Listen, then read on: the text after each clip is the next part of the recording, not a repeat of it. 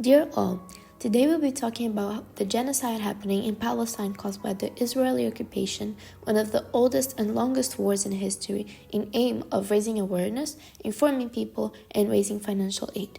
We'll start by talking about how the war started by giving some context. Then we're going to talk about how it's become a global issue and how it can at least save the helpless lives and help them heal from their trauma by raising financial aid.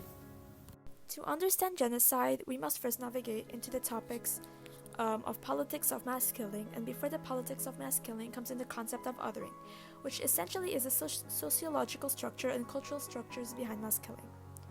Othering is not just acknowledging that someone is different from you by having different opinions, beliefs, and looks, but it also ingrains itself violently, politically, and with societal norms.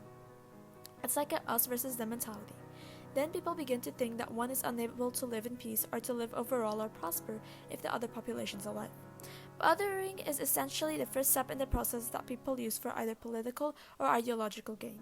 When we look at cases abroad, such as historical cases, for example of the Armenian genocide and Rwanda, the Bosnian genocide, as well as the Holocaust, you always see a pattern of us versus them. The group that is being othered is made to seem fundamentally different to the extent where they are almost considered subhuman.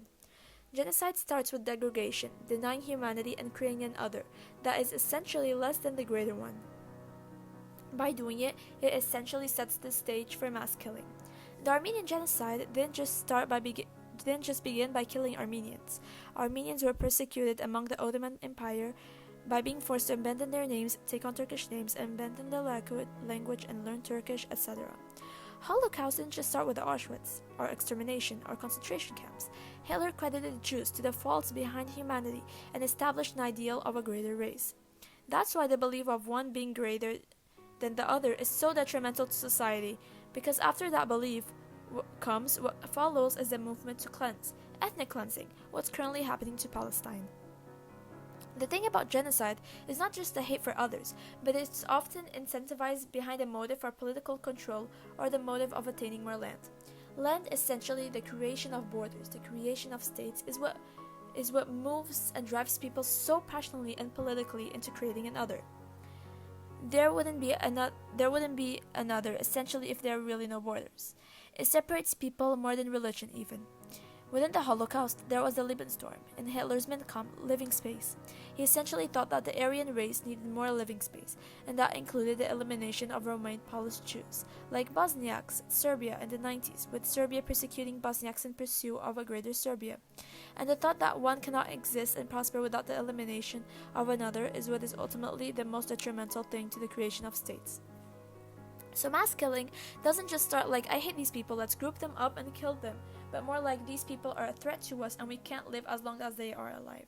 Jews were perceived as threatening to the prosperity of the Aryan race. So in identifying the patterns of genocide throughout history, it's important to note these factors. It's important to see over time how one is discriminated against, the motive behind discrimination and mass displacement, the conquest of two lands, or some sort of ideology, while simultaneously pushing the blame towards the other group being threatening in a fashion, the dehumanizing languages and rhetoric being used among the race or group of people as being othered. Iraq, Syria, and Israel, Palestine, and Egypt. This conflict most hurt the Arab population since this is their lands, whereas Israelis and Jewish, they don't have a land specifically according to their book, the Torah. They are impermissible of having a land, and because of so, it wouldn't hurt them as much as since they're only a religion and they could go and immigrate to anywhere else in the world. The occupation of Palestine started in 1917 by the English during World War I.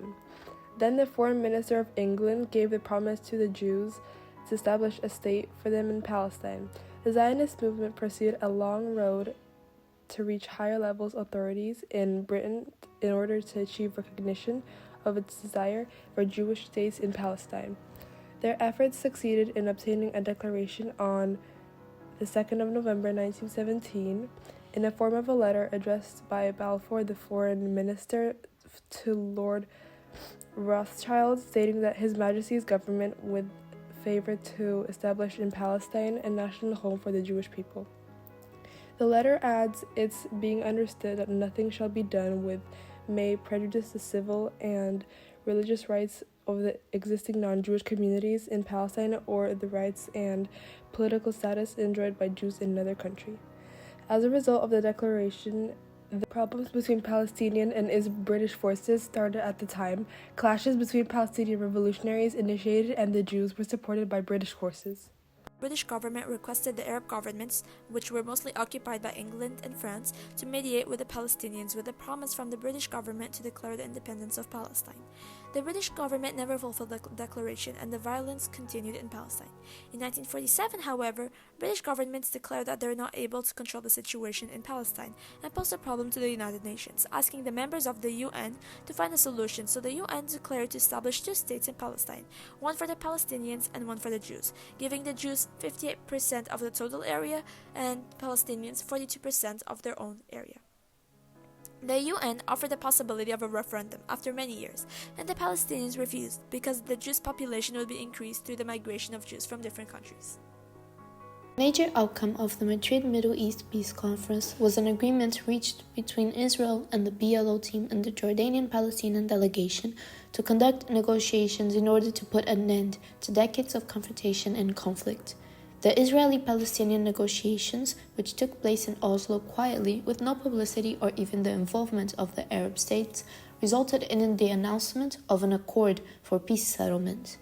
The accord stipulates for a Palestinian interim self-government authority to be established for a transitional period not exceeding 5 years, leading to a permanent settlement based on the UNSC resolutions. The Oslo Accord, which comprised 17 articles, was signed in Washington, D.C. on the 13th of September 1993 by Shimon Peres, the Foreign Minister of Israel, and the representative of the PLO, who is the President of Palestine at the moment, and endorsed by President Clinton and Warren Christopher, the U.S. Secretary of State, and the representative of the Russian Federation as witnesses. This document included the rights of Palestinian refugees displaced in 1967 and the inhabitants of Jerusalem to participate in the election of their interim government. 2. The withdrawal of Israeli military forces from the Gaza Strip and Jericho area beginning immediately after signing the accord to be completed within 4 months. 3. The structure and responsibility of the Palestinian authorities in these areas. The accord proposed a regional economic development program similar to the Marshall Plan for Europe after World War II. Of course, it is expected that Israel as a regional state will be a major player and beneficiary. Daleh isn't Jewish and translates support. It is an intricate military strategy born in early March 1948 by the Haganah, the Jewish military organization in mandatory Palestine. It aimed to establish Jewish control over areas allocated by the UN Partition Plan for Palestine. It was unveiled during the Palestine War of 1947 to 1949, and it involved systematic operations to ensure the future Jewish state's viability. The plan included capturing strategic areas, controlling routes, and defending Jewish settlements. Plan Daleh was both a defensive and offensive strategy to counter Arab forces and expand Jewish control. Despite leading to Israel's establishment, it also displaced many Palestinian Arabs. As for the result, a complex, enduring conflict that continues shaping the land's geopolitical landscape today. What's currently happening to Palestinians is part of a plan called Daleh. The Plan Daleh was inspired by these three. Plan B, September 1945, the surrender of Japan in World War II, announced by Hirohito, prepared by the War Department and approved by the President Harry S. Truman. It was the deployment of a new and terrible weapon, the atomic bomb, which forced the Japanese to surrender. The May 1946 Plan 1. This plan proposed the division of India into a Hindu-majority India and a Muslim-majority India, later to be renamed Pakistan. And lastly comes the Yahushua Plan in 1948, which was the division of Palestine and Israel. Palestinian Jews get their own land in Palestine.